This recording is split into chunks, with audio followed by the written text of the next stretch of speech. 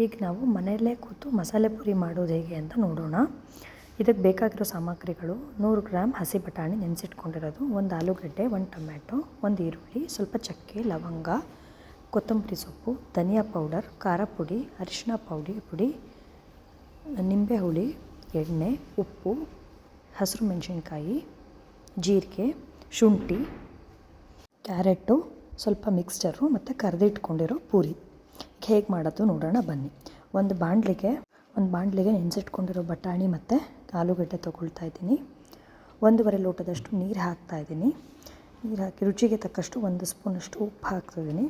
ಉಪ್ಪು ಹಾಕಿ ಕುಕ್ಕರ್ಗೆ ಬೇಯಕ್ಕೆ ಇಟ್ಕೊಬೇಕು. 3 ವಿಷಲ್ ಕೂಗಿಸ್ಬೇಕು ಇದನ್ನು. ನಂತರ ಒಂದು ಬಾಣಲಿ ತೊಗೊಳ್ತಿದ್ದೀನಿ. ಬಾಣಲಿಗೆ ಸ್ವಲ್ಪ ಎಣ್ಣೆ ಹಾಕಿ ಸ್ವಲ್ಪ ಚಕ್ಕೆ, ಲವಂಗ, ಜೀರಿಗೆ, ಈರುಳ್ಳಿ, ಬೆಳ್ಳುಳ್ಳಿ ಹಾಕಿ ಸ್ವಲ್ಪ ಫ್ರೈ ಮಾಡ್ಕೋಬೇಕು. ಕಟ್ ಮಾಡಿ ಇಟ್ಕೊಂಡಿರೋ ಶುಂಠಿ, 1 ಟೊಮ್ಯಾಟೊ ಹಾಕಿ ಎಲ್ಲದನ್ನು ಫ್ರೈ ಮಾಡ್ಕೊಬೇಕು. 5 ಮೆಣಸಿನ್ಕಾಯಿ ತೊಗೊತಿದ್ದೀನಿ. ಖಾರ ಬೇಕು ಅಂದರೆ ಇನ್ನೊಂದು ಸ್ವಲ್ಪ ತೊಗೊಬೋದು. ಎಲ್ಲದನ್ನೂ ಮಿಕ್ಸ್ ಮಾಡಿಕೊಂಡು ಫ್ರೈ ಮಾಡ್ಕೋಬೇಕು.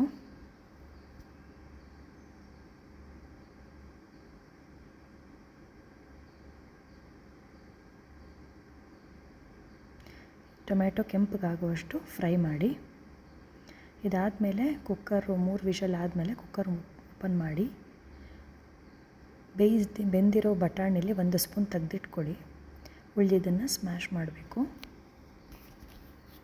ಆಲೂಗಡ್ಡೆ ಎಲ್ಲ ಸ್ಮ್ಯಾಶ್ ಆಗೋ ತನಕ ಸ್ಮ್ಯಾಶ್ ಮಾಡಿ ಸೈಡಿಗೆ ಇಟ್ಕೊಳ್ಳಿ. ಈಗ ಒಂದು ಮಿಕ್ಸಿ ಜಾರ್ಗೆ ಕೊತ್ತಂಬರಿ, ಪುದೀನ ಮತ್ತು ಬಟಾಣಿ ಹಾಕ್ತಾಯಿದ್ದೀನಿ. ಫ್ರೈ ಮಾಡಿದ್ದು ಹಾಕ್ತಾಯಿದ್ದೀನಿ. ಉಪ್ಪು ಹಾಕಿ ಸ್ವಲ್ಪ ಅರಿಶಿನ ಪುಡಿ ಹಾಕಿ ರುಬ್ಕೊಳ್ತಾ ಇದ್ದೀನಿ. ಇದೆಲ್ಲ ಆದಮೇಲೆ ಕುಕ್ಕರ್ಗೆ ರುಬ್ಬಿರೋದನ್ನು ಮಿಕ್ಸ್ಚರ್ನ ಹಾಕಬೇಕು. ಇದು ಕುದಿ ಬರೋ ತನಕ ಬೇಯಿಸಬೇಕು. ಬೇಯಿಸುವಾಗ ಜೊತೆಗೆ ಇದರಲ್ಲಿ 1 ಸ್ಪೂನ್ ಖಾರ ಪುಡಿ, 1 ಸ್ಪೂನ್ ಧನಿಯಾ ಪುಡಿ,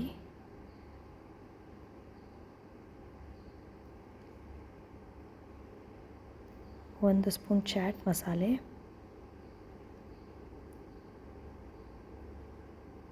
1 ಸ್ಪೂನ್ ಅರಿಶಿಣ ಪುಡಿ,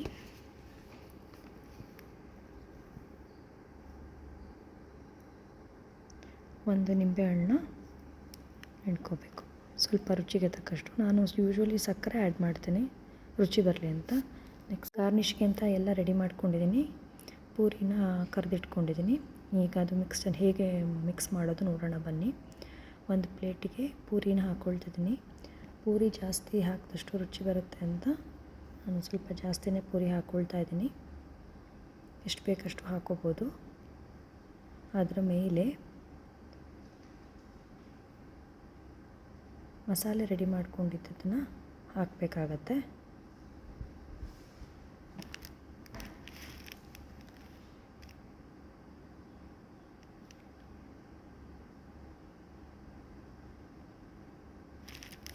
ಮಸಾಲೆ ಹಾಕಿದ ಮೇಲೆ ಈರುಳ್ಳಿ,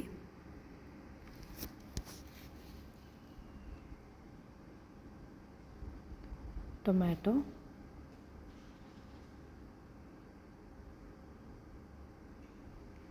ಕ್ಯಾರೆಟ್,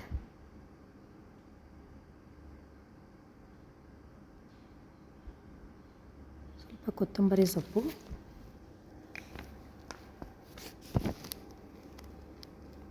ಸ್ವಲ್ಪ ಮಿಕ್ಸ್ಚರ್ನ ಹಾಕಿ